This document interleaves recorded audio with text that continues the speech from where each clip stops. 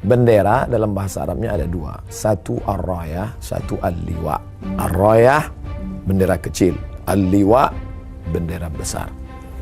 Lalu kemudian warna. Jadi kalau benderanya putih, maka tulisannya hitam. Kalau benderanya hitam, tulisannya putih. Apakah ini dipakai hanya perang saja? Tidak. Karena ketika Nabi SAW masuk ke kota Makkah, tidak ada perang.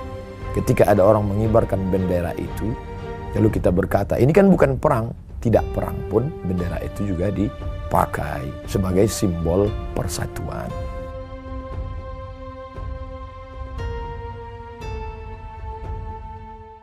Yang paling tinggi referensi dalam Islam, Al-Quran. Ahlus Sunnah wal Jamaah memakai Sahih Al-Bukhari. Di bawah Sahih Bukhari, Sahih Muslim. Disusun oleh Imam Muslim Ibnul Hajjaj Al-Qusairi An-Naisaburi, meninggal tahun 261 Hijrah.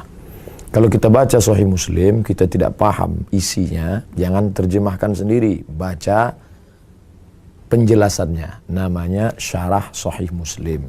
Judulnya Al-Minhaj Syarah Sahih Muslim Ibnul Hajjaj. Ditulis oleh Imam An-Nawawi tahun 676 Hijrah. Dalam Syarah Sahih Muslim, apa kata Imam An-Nawawi? Ar-rayatu al-alamus saghir wal-liwa'u al-alamul kabir. Bendera dalam bahasa Arabnya ada dua. Satu ar-rayah, satu al-liwa'. Apa bedanya? Ar-rayatu al-alamus saghir.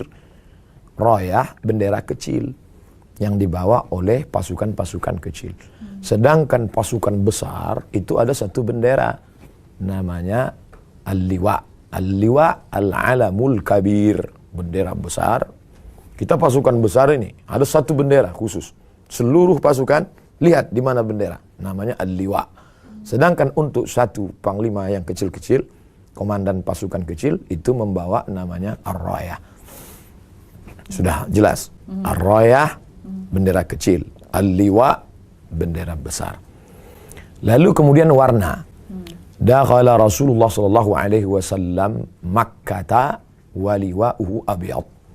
Nabi sallallahu alaihi wasallam masuk ke kota Makkah. Waktu itu dia membawa 10.000 pasukan pada tahun ke-8 Hijrah. Liwa'uhu abyad, benderanya berwarna putih.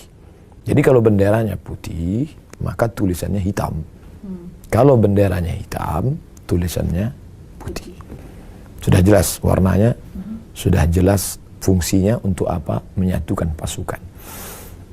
Lalu kemudian ketika apakah ini dipakai hanya perang saja? Tidak. Karena ketika Nabi SAW masuk ke kota Makkah tidak ada perang. Waktu itu masuk dengan damai. Idza jaa nasrullahi wal fath. Ketika datang pertolongan Allah dan kemenangan, wa ra'aitan nas, kau lihat penduduk Makkah, yadkhuluna fi dinillah, mereka masuk ke dalam agama Allah afwaja, berbondong-bondong. Tidak ada perang, damai. 19 hari Nabi di kota Makkah Al-Mukarramah, rekonsiliasi, seluruh penduduk aman, damai, tentram. Tidak ada satu telinga yang digunting. Ketika pasukan berkata, hadza yaumul malhamah, ini hari balas dendam. Dulu kalian sobek jantung Hamzah, hari ini kami akan merobek jantung kalian. Tapi kata Nabi, hadza yaumul marhamah, ini hari berkasih sayang. Artinya ketika ada orang mengibarkan bendera itu, lalu kita berkata, ini kan bukan perang. Tidak perang pun, bendera itu juga dipakai sebagai simbol persatuan. Persatuan umat antara orang Makkah dengan orang Madinah, antara muhajirin dengan ansar, antara orang yang sudah lama Islam dengan yang hatinya lembut, itu disatukan dengan syiar la ilaha illallah Muhammadur Rasulullah. Lalu kemudian, apakah ketika mengangkat itu bertakbir? Ya, hadisnya jelas pada saat perang Uhud.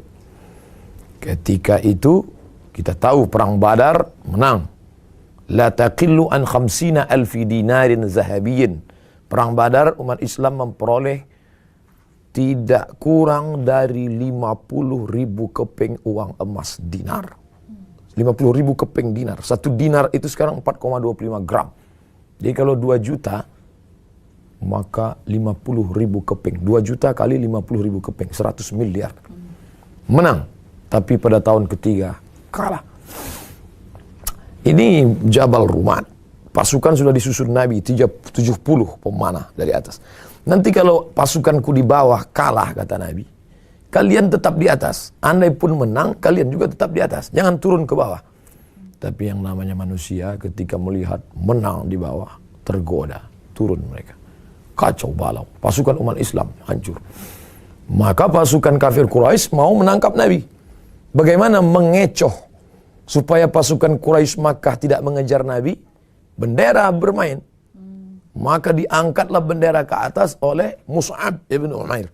Mus'ab mengangkat bendera ke atas supaya ketika bendera dinaikkan ke atas, maka pasukan Islam akan berada di belakang. Dan musuh akan menganggap, itu Muhammad sallallahu alaihi wasallam, itu dia. Maka Mus'ab menaikkan bendera, lalu kemudian pasukan Islam berada di belakang. Di saat yang sama, ini berbahaya, kata musuh. Karena kalau sudah bendera naik ke atas, pasukan akan bersatu. Karena pemersatunya saat itu. Waktu itu tidak ada sound system, tidak ada komando. Maka yang dilihat adalah bendera. Ketika naik bendera ke atas, maka pasukan sudah mulai menyatu. Mereka menyangka, itu dia Muhammad ada, sallallahu alaihi wasallam. Mereka mengejar. Ketika mereka mengejar, apa yang pertama kali dihancurkan? Bukan pasukannya diobrak-abrik. Bagaimana supaya bendera ini jatuh? Maka mereka potong itu tangan Mus'ab. Mereka tebas tangan Mus'ab, putus. Bendera itu jatuh. Mus'ab tidak menghiraukan darah memuncrat dari tangannya. Tangan kanannya putus, tangan kirinya mengambil. Supaya bendera tetap. Dengan teriakan Allahu Akbar, dia naikkan ke atas. Maka tangan kirinya itu ditebas juga, putus. Lalu kemudian apa yang dia lakukan? Ujung tangannya yang tidak lagi berjari itu, untuk mengambil tiang itu, supaya dia tetap tegak berdiri. Ketika bendera itu tegak berdiri sambil bertakbir, disitulah datang pasukan Quraisy menusukkan tombaknya 3 kali ke jantung Mus'ab ibn Umair. Sampai akhirnya mati syahid. Maka ketika selesai, kafir musyrik pulang semuanya ke Makkah. Nabi SAW datang, melihat jenazah-jenazah itu. Maka tampaklah jenazah Mus'ab. Apa kata Nabi SAW?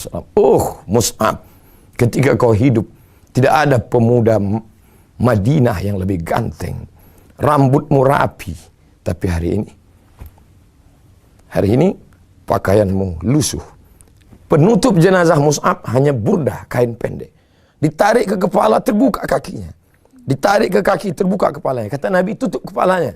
Kakinya bagaimana ya Rasulullah? Tutup dengan izkhir. Izkhir adalah seperti lalang, tapi wangi, tumbuh di gurun pasir. Pasang, tutup kaki.